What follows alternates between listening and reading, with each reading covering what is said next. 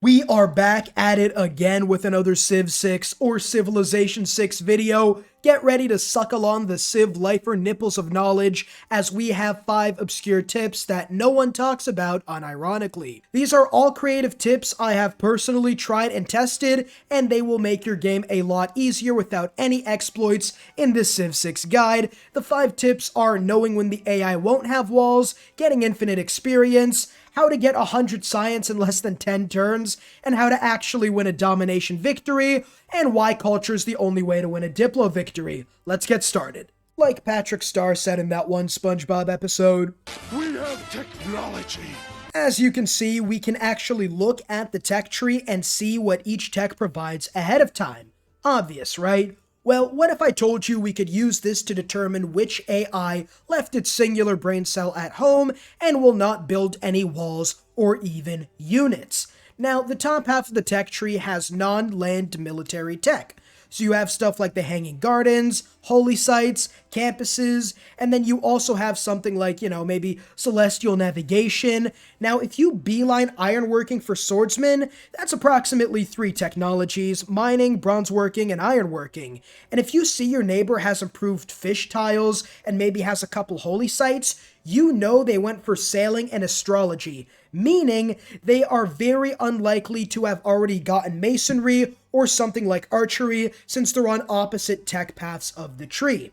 Likewise, if we see the AI is building the pyramids or the Temple of Artemis, we know it is more likely they will have arches and walls, because both those wonders require masonry and archery. This is also a great tip for multiplayer, as knowing what the AI has and what they don't have, and the player will let you deduce what exactly they don't have, and if they've built something like holy sites or fishing boats, we can go for them without going for battering rams, because it is very unlikely they will actually have walls to cuck you harder than a couples in a failing marriage. At the end of the day, this tip can be used for anything. You want to wonder? Check the AI's units and improvements, and you'll have a rough estimate of what techs they've won for and which ones they've ignored. Not an exact science, obviously, but this is a more effective in the early game, where there are less possible combinations of technologies the AI have went for, and you'll know exactly how hard the AI will be to take out and adjust your plans accordingly. Again, this isn't a perfect exact science, it really is just an estimate. Maybe they have sailing and even harbors at this point, but they're still able to get like walls up. What I'm saying is, it is very unlikely for any of that to happen. Second domination tip, what can I say? Plunder is my passion, but the infinite experience trick is almost like cheating, but not exploity at all. How do you do it? Simple. You go to a city-state, preferably one that's far away and that you don't have any envoys to, declare war on them, and fortify your unit right outside of the walls. If the city-state doesn't have archers, then you can even send your ranged units to go soak up some experience, as the city's range strength depends on the strongest ranged unit you've ever built. So if I am in the modern era and the strongest ranged unit I've built is a slinger, my city attacks are going to hit as hard as a slinger's would, for example. Parking your unit there will let them soak up hits from the city-state's walls, and potentially units. Just be careful if they do have units. Since city-state experience isn't capped like barbarians, you can just keep your unit there all you want, after you wipe out their units, of course. I can't stress how important that part is. And you could potentially get 3 to 4 promotions while doing absolutely nothing but keep a warrior fortified outside the walls. Best part, you'll also get limited grievances, as you're not taking out the city-state, you're not doing anything that'll get you grievances. Declaration of war is about 100, 150 in the early game, but you're just sitting there taking it up the ass. Like, the AI is not going to denounce you over that. This is a great strategy for civs like the Ottomans, Zulu, Grand Colombia, where you don't necessarily want to go to war super early on as opposed to the late game, and you can pump up your unit's experience so that by the time you do get your mid-game unique unit, you will have one of the strongest terrors to ever exist in the game. It can even be used for defensive purposes, as if you do have a 4 promotion double attack archer, it is infinitely more valuable in defense inside of a city center than a no promotion archer. The one caveat is going to be if the AI city-state ends up having advanced units or has multiple units that can wipe out your grinding unit. So be careful, make sure at the very least you've wiped out any of his nearby warrior units, and then keep a couple units as scouts to make sure he doesn't surprise you with the good old double penetration. Multiple city-states have improvements, and civs like GilgaChad have the Ziggurat, which are unique tile improvements that builders can build. I'll use Gilgamesh as an example, but this works for every single tile improvement, no matter if it's from a city-state or from another civilization. Now, Pyramids, the wonder, gives your builders 4 charges instead of 3, and it isn't the hardest wonder to secure as long as you have a desert tile. Serfdom from Feudalism gives you 2 extra charges for a total of potentially 6, 7 for China. The Ziggurat gives you 2 science and 1 culture.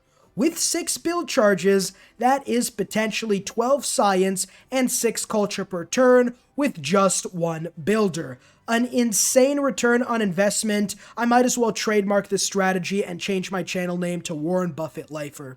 Obviously, you will need to improve resources, use some of the land for districts, but with enough builders and enough land, which isn't hard if you just spam out cities and get a couple builders, you can spam out the ziggurats, and theoretically, with 10 6-charge builders, that could end up being 10 times 6 times 2, 120 science from just those 10 builders.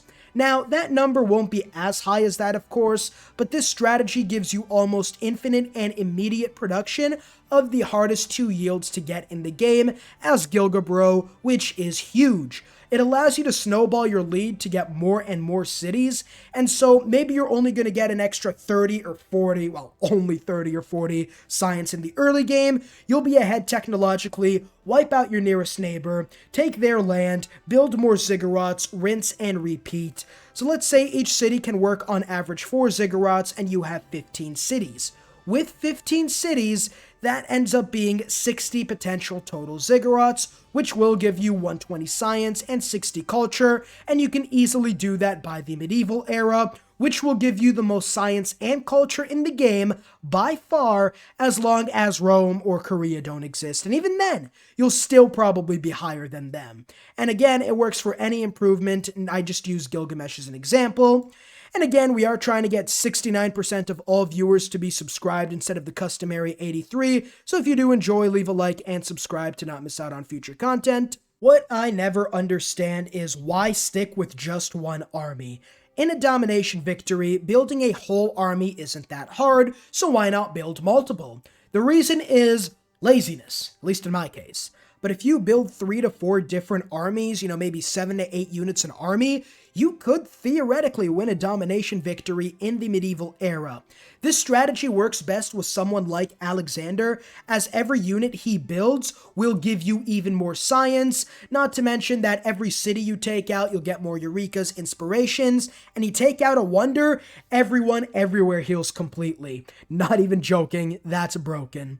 Now, gold might be an issue, but you're going to be at war with the entire world anyway, so you could just pillage traders and you'll eventually end up getting enough money to support that population. The thing with multiple armies is the fact that the AI is dumber than the human, so you'll need less units to win, obviously. But with multiple armies, even if you lose a whole army in a goddamn Teutoburg Forest disaster or something, you could just peace out with the enemy AI because your military strength is still going to be a lot higher than theirs, even after they absolutely Varus gave me back my legions due.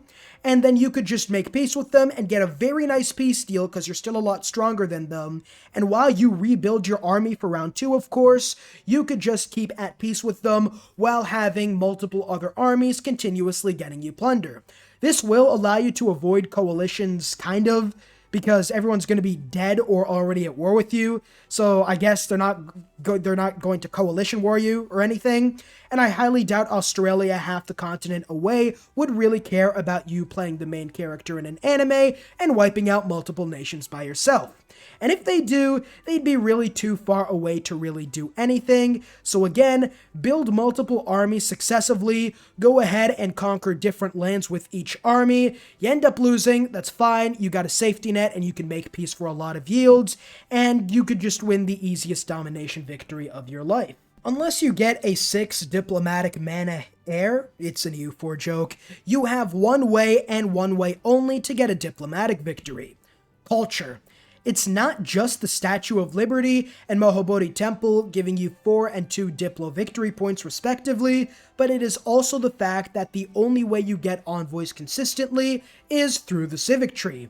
And monarchy is by far the greatest government for Diplo, even better than the tier 3 governments, as getting walls will give you damn near infinite Diplo favor generation.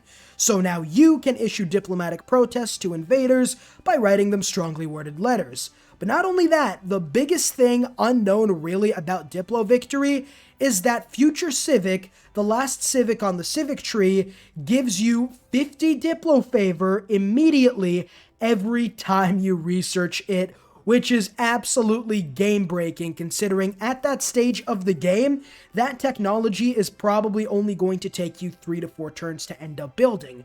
So by doing Future Civic, you could potentially get up to, technically, I guess, 12.5 to 15 extra Diplo favor per turn, and if you're able to do Future Civic every turn or 2 turns, which I've definitely done with enough culture, you will be making so much Diplo favor that Russian nuclear stockpiles would be jealous. I'm not even joking. Culture is by far the best way to win a diplomatic victory, and anytime you go for a Diplo victory, literally just focus on culture in the early game, because what else you're ignoring is the fact that if your culture is high enough, you are going to be able to prevent enemy civs from winning a culture victory.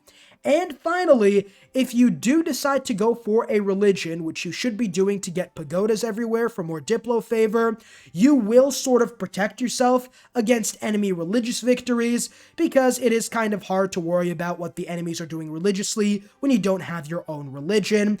Add all this together, technically going for 3 different victory types at once, you could just synergize them and win an insanely fast and easy culture or diplomatic victory. It's going to be it today. Let me know down below exactly what you guys thought. And if you did enjoy, leave a like and subscribe to not miss out on future content. And yeah, new video tomorrow. I'll see you all in the next video. Peace.